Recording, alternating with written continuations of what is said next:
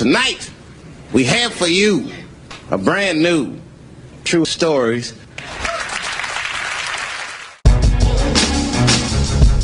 Yeah! Ladies and gentlemen, welcome. You're all fucking welcome. It's True Stories Radio here live in full effect with Billionaire Banks, Blue Hefner. What's going on, boss, man? Yo, I want to say thank you because thank you. Last time I ran into you, it was at the K-Slate boat ride. Okay. When you went up to the upper deck, all the sluts followed. But when they realized you was only going to take 10 of them home, the leftovers came to me because Lloyd Banks said what's up to me. This nigga crazy. Let's talk about this record, Hunger for More 2. Yeah. Yeah, a lot of anticipation for that, man. Yeah, man. How's it feeling? People was excited because, they were trying to count you out. Yeah, it's a good situation for me, man. I feel like it all happens. Everything that happens for a reason. For one, it doesn't feel good when you win unless you would doubt it.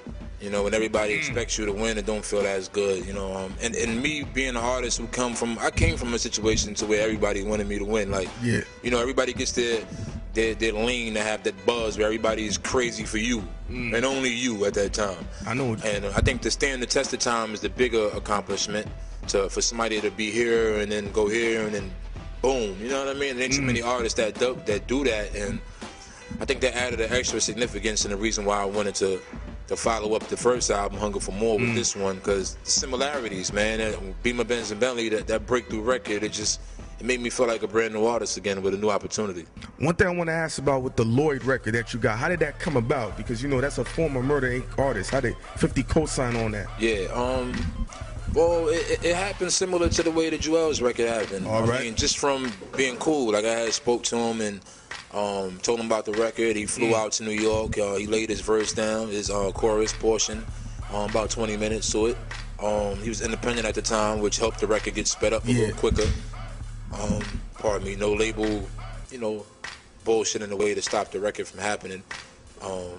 He's hungry as an artist, and I always respected his music too. He make big records, you know what I'm saying? So, and I think that's a part of maturing also. You know how like somebody got that hit record out and you in the club and you're just like, all right. Like, come on now, let's be grown now. You're gonna look more stupid if you're the only one that ain't bopping, you feel me? So I think all that went away. As soon as we got in the studio together, we wasn't even thinking about none of the history. It was more about what we gonna do for the future. I thought when y'all did that record, it was just to teach Irv Gotti, like, look, I got your nigga right here. was that something to that effect, or just or that came later on? Nah, I wouldn't even give him the credit, even if that was that. You know what I mean? I definitely wasn't thinking about what was going on in the history. Just wanted to make good music. Yeah, that's a good song. And the record actually got leaked out. So he had a chance to hear what the record was already about. So when he came in and did him, it just was a bonus. It's added value. But like I said, I spoke to Ashanti too. So it wasn't about them.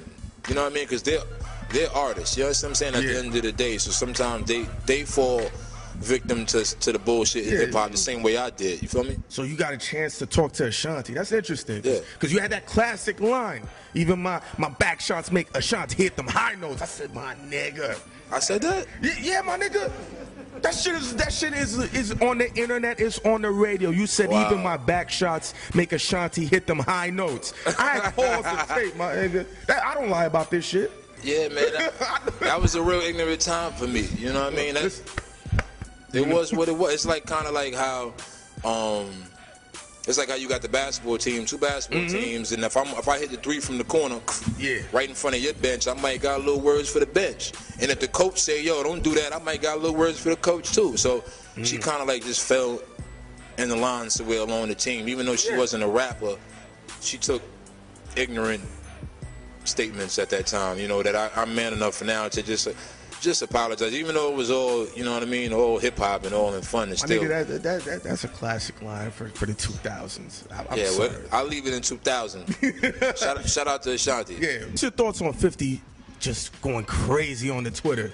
It's entertaining to me. I love this shit, my nigga. It's definitely entertaining. I think the route he's taking is being blunt and just being flat out. I mean, it's a social network. You know what I mean? It ain't. I think the subliminals is what has been attractive up until the point 50 came. Like just the fact that, oh, I think he might be talking about him, or you look at that bitch talking about me. You know what I mean? And 50 getting out there saying you, like, you, nigga. So I think that the same approach that we took to the hip hop game is what he's taking towards the Twitter, and just being, you know, downright blunt, man, and honest, man. At the end of the day, like, it is what it is. It's Twitter, man. Don't get all bent about a shape over it. You know what I mean? Like, the internet period is the new television. But I think that the music is gonna speak for itself.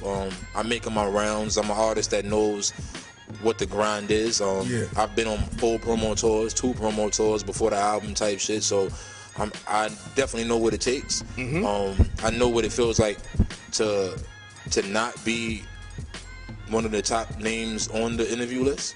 So when you're up there, you should appreciate it that people do want to talk to you. There's people at home right now that wish they can talk to you. You understand what I'm saying? You know what I appreciate? We got an A-list artist doing an interview, but a D-list nigga can't make it to the studio. That's how it goes sometimes. But you know what? You get out what you put into it. You know what I mean? And I always remember that and follow those guidelines that, you know, later down the line in your career, you don't know who's gonna end up where. You know, you don't know who might end up on the winning team, who end up on the losing team. And you know, I want to speak to my music. I want to give niggas the gas face with the success of Hunger for More Part 2. Because even the people that doubted me, you know, it was like I needed them to. I used them for the energy. I watched the blogs, I look at the comments, and my whole goal was to make everybody who was a hater turn into a supporter. Cat Stacks is doing what she's doing, man, and people are watching. She's crazy, man. You see Soulja Boy out there? Yo, I'm gonna keep it real. What part of the game is that? Like, I can't. This 2K hip hop sex shit is getting crazy, man. Back in the days, like this, there's girls that I fucked 7 years ago that can't prove it to you. They can't prove it to you. I might have slid them out, did them dirty, but there's no way they can prove it to you. Now you got Twitter. She talking about, yeah, I'm at the W with Banks right now as we speak. You can't, nah. It's just taking away the intimacy of the whole situation. It looked like the nigga was in love. And that shit really bothered me. Banks, you think I'm lying? He was letting the chick rub his head. Niggas don't let bitches rub their head. That's on World Star or whatever website. So you know what though? That wasn't for our eyes. That was a violation situation. So I mean, hey. But me personally, I don't do that kind of shit. A lot of people do. It is what it is, but that's what I mean, man. It's just some sucker shit. The whole idea of that happening, I guess it would have to happen to you. You to understand how that feels for somebody to put you out there like that. Your brother's been making a lot of headways. Is how you gonna help out his career? Because we saw him at the URL battle. Okay. This nigga Star was like, Lloyd, don't give him too much. Don't spit that shit. That's Bang's brother, motherfucker. Just don't spit to him. You know what I'm saying? That's what's up. So how have you? Because I know it's hard to help out somebody because you don't want to give them the cheat code. So somebody could respect it, but like, how you helped out your brother? Well, just trying to, not only my brother, but my cousin also, John Depp. Who's over with Skull Gang. I always just try to tell them to just wait, make sure you're ready with it. You know what I'm saying? Like, you only get one chance to leave a first impression, and if you Google Banks, it ain't gonna be too many things that I'm gonna be like embarrassed about, or like, damn, well, where did that come out? Or, I know. You know, so like, if you do, it'll probably dig back to when I was with 50, like Bad News and a few other freestyles from prior to that on my mixtape market. So, but I think that you know, good music is timeless music, and quality over quantity is everything. You know what I'm saying? So it was a point where I didn't even want to do this no more. You understand what I'm saying? So I wouldn't encourage people to jump into a business that's 90% business, 10% talent. Well, like you want to expand on that a little bit? Because, you know, a lot of cats would sit there and say, yo, you're Lloyd Banks. You got Lamborghinis. You bagging bitches. You know, you down with 50. Like, what would make you want to not pursue that? No, it wasn't the fact that I didn't want to do it. It just was, you know, when you're moving 100 miles an hour, you know, my days go by 12 hours a day sometimes because you sleeping and moving around the rest of the time. But for somebody who wakes up every day doing the same routine, it might feel a little longer. You know, and sometimes you're a little blind to the important things. You know, so when I was moving around and having all kind of success and touring and things like that, when something like your father passes or your grandmother passes, a lot of history passes along with that, and things that relationships that you can't mend or you can't fix. It's not you don't get a part 2 to that. You know what I'm saying? So I think that it was a point where when I was realizing that it was just a business really, and a lot of the situations, relationships you thought would be concrete forever don't stay the same. You know what I mean? But that just goes to show you that, you know, this is a man's game. You know what I'm saying? And you got to have everything intact. You got who you are as an artist and who you are as a person, because if Christopher Lloyd gets locked up, Lloyd Banks goes to jail with him. Yeah. They said DJ Who Kid gets more hoes than you. Than who? Than you. I don't know you, but I never seen you on the road, but nah, Who Kid? Yeah. Man, Who Kid better chill out, man, before he get, you know what I mean? Me, I'm the ultimate playboy. But it's to the point where I don't even like to brag about it. You know how you did so much, you be like... I heard you say this. You was like, I'm trying to break Will Chamberlain's record. I think that'll be dope. I think that was dope, but young and upcoming, man. And when I was 19, 20, 21, man, I was ripping around crazy. You know what I mean? Mm-hmm. I still be ripping, but back in the days, I was ripping a lot more. I probably got Who Kid by like a couple hundred. So you passed Dennis Rodman though, right? A couple thousand, huh? You passed Dennis Rodman then, right? I bet I had. Holy shit! One time I did an interview with Olivia, right? Okay. And then I was like, yo, what be going on when you on tour? And she said one time you propositioned her to be a lesbian so you can get these chicks. She said that. I have it on footage. I don't lie about this shit. You said that, B? Listen, man, I don't want to say she lying, because I was doing a lot. I was smoking. Who knows what I might have said at the time. You feel me? But I would have done the same shit too to this day. All right, why you ain't telling the other story though? Oh, I ain't telling that. Next time she come up, make sure you tell all the stories. Don't just throw me under the bus. You feel me? I ain't never needed a Steve Nash. Yeah, I could tell you this story. I had on the set of Groupie Love, which was the first movie I put out. I was producing. Yeah. So I would be hands down on everything, how they look.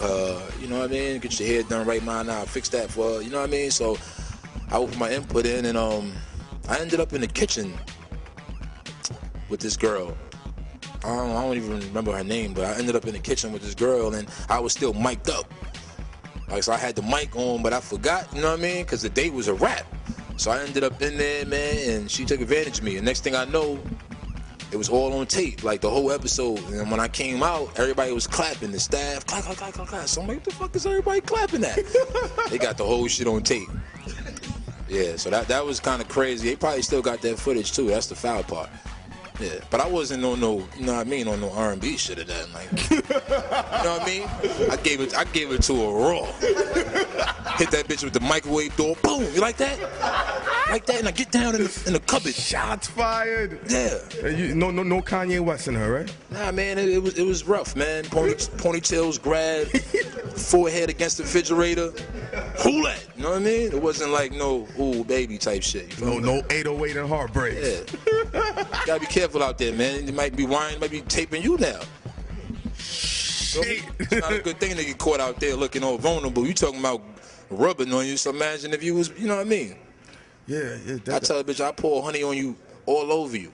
And lock you in a room full of bees. 40 or the 50, 80 or the game. No matter the caliber. True stories of radio. First come the bullet, then come the flame. Once the skull crack, out come the brain. I'm more than assassinate, gun in my first love. My bloodline running through the veins of the first dog. Brooklyn Carmelo, I bubbled the first.